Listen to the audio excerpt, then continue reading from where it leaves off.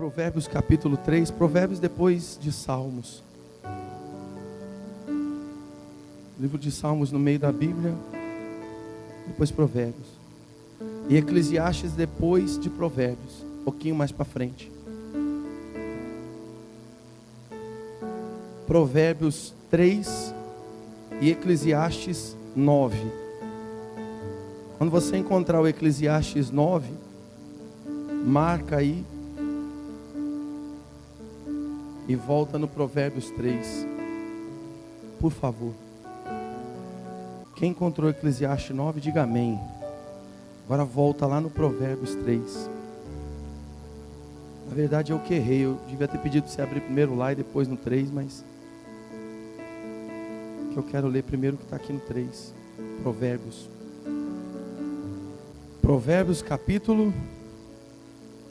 Quem encontrou, diga amém. Olha o que ele diz aí, ó. Não sei se na sua tem o título. Exortações da sabedoria a obedecer ao Senhor.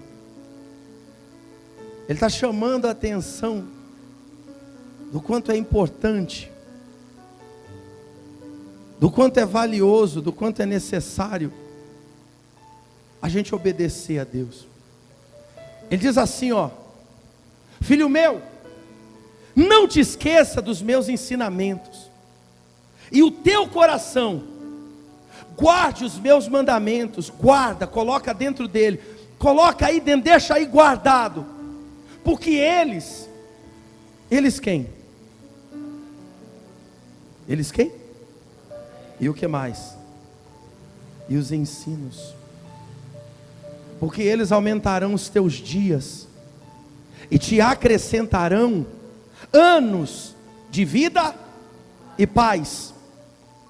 Não te desamparem a benignidade e a fidelidade, ata-as ao teu pescoço, escreve-as na tábua do teu coração, e acharás graça e boa compreensão diante de Deus e diante dos homens. Confia no Senhor de todo o teu coração, e não te estribes. Você sabe o que é um estribo? Quem já andou de cavalo aqui? Quem já andou a cavalo? Quem já andou a cavalo? Andou? Como é que você montou no cavalo? Pegou ele por trás assim, veio correndo e deu aquele... Ou você montou colocando o pé naquele negocinho, aquilo chama estribo. O estribo é onde a gente, quando vai montar no animal, você coloca todo o apoio do corpo para que você possa jogar o corpo para cima do animal. Se aquilo ali estiver mal amarrado, mal preso, você vai tomar um tombo muito grande, você vai parar no chão, você não vai conseguir montar em cima dele. Porque na verdade, quando a gente põe o pé ali, toda a nossa expectativa, toda a nossa esperança, toda a nossa confiança de que a gente vai conseguir montar em cima do cavalo, está ali naquele pedacinho de ferro, parece um pedal de bicicleta. E ele está dizendo o seguinte: não te estribes, não te apoies. Presta atenção a esse trechinho, porque ele é muito importante naquilo tudo que a gente vai pregar aqui. Quem escreveu esse livro está dizendo assim: não se deixa persuadir, não se deixa levar, não busca compreensão nos teus entendimentos, porque às vezes coisas acontecem, situações da vida são tão adversas, são tão contrárias, as coisas mudam tão rápido, aparentemente elas se transformam de uma hora para outra, que a gente fica sem entender, a gente fica sem compreender por que que isso, por que que aquilo, por que daquilo outro, não é possível desse jeito, como isso foi acontecer? Pode acontecer, mas confia como? Está escrito aí, está vendo?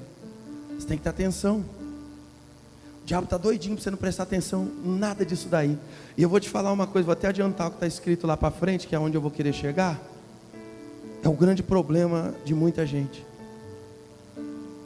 Você não tem tempo de ler a Bíblia o tempo todo. Você não tem tempo de estar dentro da igreja o tempo todo. Às vezes talvez você nem goste. Você não tem tempo de estar em oração o tempo todo. Você não é fanático de repente. Você não é lunático. O que Deus dá é tão forte que é para sustentar a gente durante todo esse período em que a gente muitas vezes não está ali aproximado.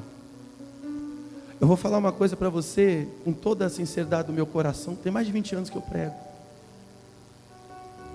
Eu me preparei para fazer o que eu faço. Eu busquei ter o que eu procuro passar. Hoje, eu não consigo parar 15 minutos, sentar debaixo de uma árvore, ou em algum lugar lá no meu quarto, em casa, eu não consigo. Para ler a Bíblia para mim, hoje, já fiz. Hoje, não consigo. Não tenho tempo, não encontro tempo. Eu leio para poder trazer uma palavra aqui. Eu busco diante daquilo que eu estou vivendo, que eu estou passando. E eu acredito demais que é semelhante ao que muita gente passa e vive. Eu busco lá naquele bom depósito, onde durante muitos anos eu acumulei dentro de mim. Aonde eu fui colocando, aonde eu fui lendo, onde eu fui buscando. Hoje eu estava falando com os obreiros, alguns dos que estavam. E eu estava lendo, e conforme estava falando, coisas iam vindo na mente, palavras iam vindo na mente, a gente começou a ir procurar e a ir buscar, e aquilo vem sendo avivado, mas já estava lá. Não foi uma coisa preparada ontem para ser pregada hoje. Já estava lá. Às vezes você não tem tempo para tudo isso. A vida nossa hoje em dia, e a cada dia mais, ela é muito corrida. E ela trata com todo cuidado e com toda a força de nos afastar de Deus. Existe muita coisa que serve para mim e para você como desculpa.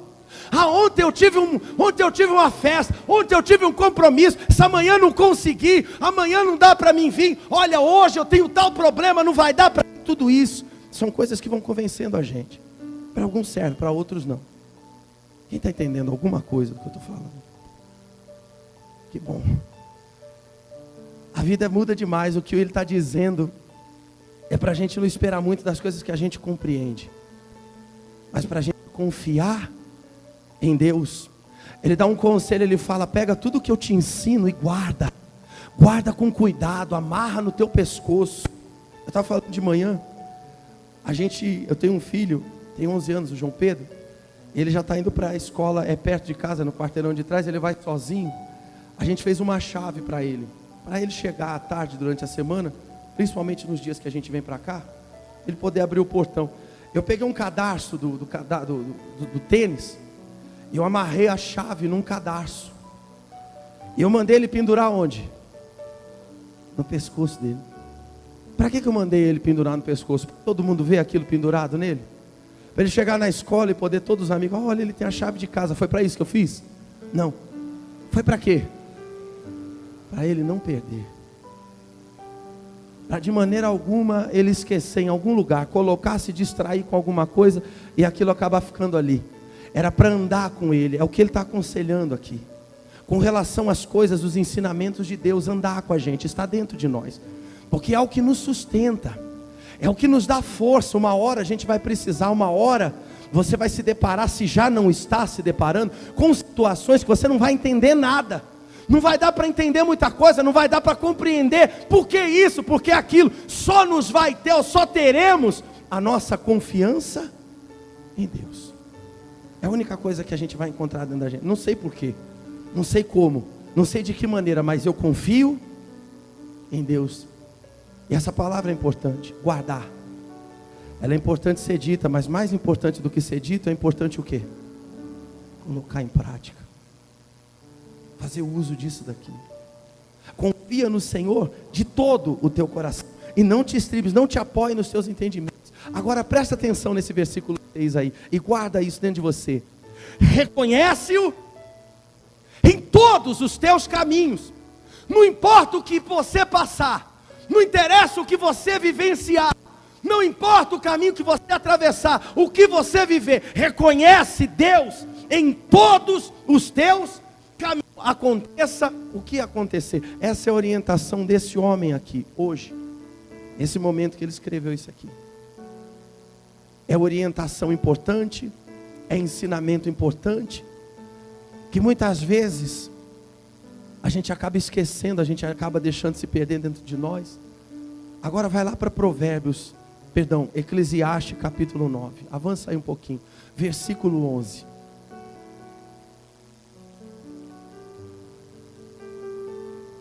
Eclesiastes 9:11. Eu não sei se na sua tem o título. Olha o que está escrito aí. Esse pretinho mais forte aí. Trabalhos sem recompensa. O título, ele já não traz muita esperança, já é um título desesperançoso. Mas ele continua, ele vai dizendo assim, ó: vi ainda debaixo do sol, que não é dos ligeiros o prêmio, nem dos valentes a vitória, nem tampouco dos sábios o pão, nem ainda dos prudentes a riqueza, nem dos inteligentes o favor.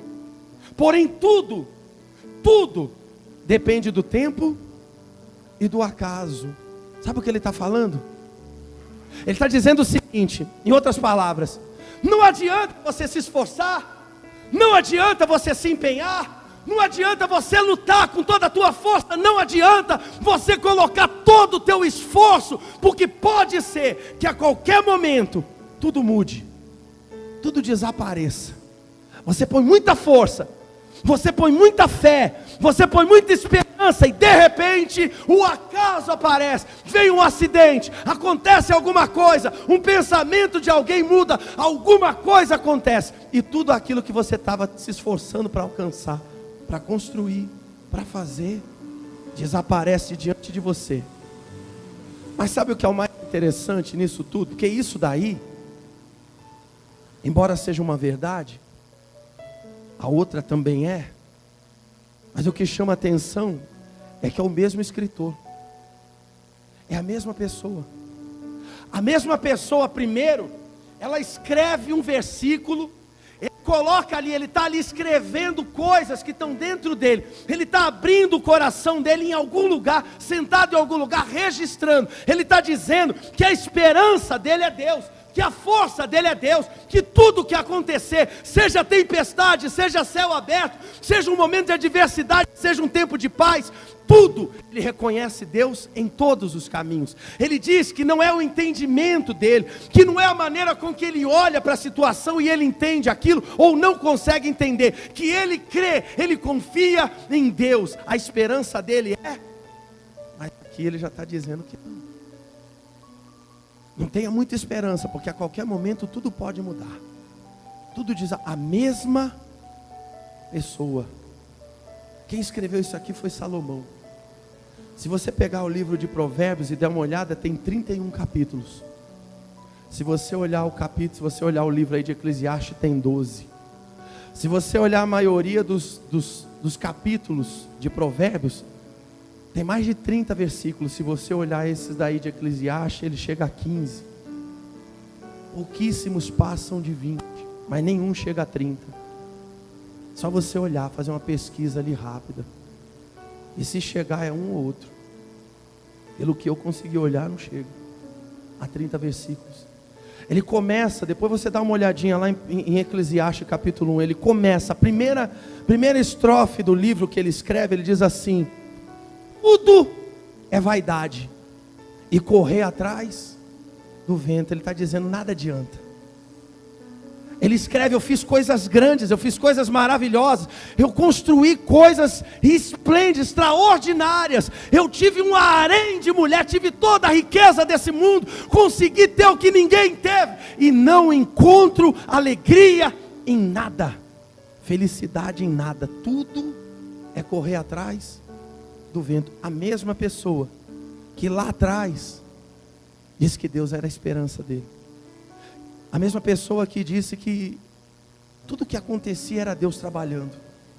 Porque quando a gente fala, eu sei que Deus está trabalhando, você está dizendo, entre outras coisas, que você tem esperança que lá no final vai dar certo, que lá no final vai acontecer, que você vai alcançar, que você vai atingir. Quem está entendendo alguma coisa, por favor?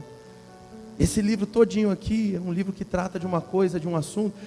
O resumão dele é o seguinte: não espere muito, porque a frustração é certa. Agora, o que é que mudou? A mesma pessoa, o mesmo escritor, o mesmo homem, cheio da mesma sabedoria, conhecendo o mesmo Deus. O que é que muda? O que é que mudou nele? O que é que muda nas pessoas? O que é que muda na gente? O que é que muda? Quem que fica diferente? Será que Deus mudou? Será que Deus deixou de ser Deus? Será que Deus deixou de ser a esperança? Será que Deus deixou de estar em todos os caminhos? Quem muda é a gente. Quem mudou foi Salomão. Se depois você tiver curiosidade, lê lá a história dele, vê o final de Salomão, vai ler sobre a morte de Salomão. Salomão teve dias de muita vitória, dias em que as pessoas vinham de longe só para ouvir ele falar, para ver a sabedoria que Deus tinha dado para ele. Deus dava a ele direção de coisas extraordinárias, nunca vistas na face da terra. Deus usou ele para coisas maravilhosas. Deus deu para ele coisas que nem para Davi ele havia dado. E Salomão tinha vida com Deus. Deus veio para Salomão e falou assim: pede, pode pedir, o que é que você quer? O que é que você deseja? Salomão termina a vida dele, sabe como? Dentro de um templo pagão, acendendo incenso para as imagens que desagradavam a Deus, que aborreciam a Deus. O que é que mudou? O que é que acontece no meio desse negócio? Chama-se comunhão. Salomão se afasta de Deus. Ele não deixou de crer que Deus existia, ele deixou de esperar, ter a esperança viva. Ele se afasta. Os problemas que a gente vivencia, eles são uns quando a gente está perto de Deus, quando a gente está ali junto com Deus, quando a gente está avivado em Deus, quando a gente tem a nossa comunhão viva com Deus, quando a gente está ali firme com Deus, quando a gente está esperançoso, vem a luta e a gente passa por aquela e já olha para outra: eu estou indo para cima de você e eu vou te enfrentar, eu vou te derrotar. Deus é comigo, Deus é na minha vida, eu creio, Deus está ali, Ele está agindo, Ele está trabalhando, faz parte do plano de Deus, é isso que está acontecendo, mas Deus está ali, e através disso Ele vai fazer acontecer. Mas tem um momento que a gente vai se afastando. A vida trata disso. A vida trata disso. Há um tempo atrás tinha gente que estava aqui, firme, se dispondo a ajudar, chegando e falando assim: conta comigo, pode falar o que precisar e eu estou aqui. Procura hoje. Não é porque aqui não, a coisa já vem a longa data. A pessoa vai se distanciando, ela vai permitindo que coisas dentro dela vá afastando ela de Deus, e ela foi se afastando. E aquele homem que um dia era tão firme, aquele homem que dizia que a esperança dele era Deus, aquele homem que começa falando que Deus está em todos os caminhos, que se ele passar pelo vale da sombra da morte, Deus vai estar ali com ele, que se ele enfrentar o pior dos inimigos, Deus vai estar ali com ele, se ele passar um momento de luta, é o caminho que Deus escolheu, e que através daquilo ali, Deus vai ser glorificado através da vida dele. Ele agora está dizendo que não adianta você ser rápido, não adianta você correr, não adianta você ser inteligente, não adianta você se capacitar, não adianta você se preparar, porque pode ser que alguém apareça na tua frente e leve aquilo que é teu, que alguém faça alguma coisa e acaba sendo recebedor daquilo que era para você ter recebido, aquilo que você estava lutando. E ele continua dizendo: pois o homem não sabe a sua hora, como os peixes que se apanham com a rede traiçoeira, e como os passarinhos que se prendem com laço, assim se enredam também os filhos dos homens, no tempo da calamidade, quando cai de repente sobre eles. Como é que alguém que diz que eu tenho que reconhecer Deus em todos os meus caminhos, agora está dizendo que pode ser que em algum momento a calamidade se abata contra mim? Porque problema todo mundo passa.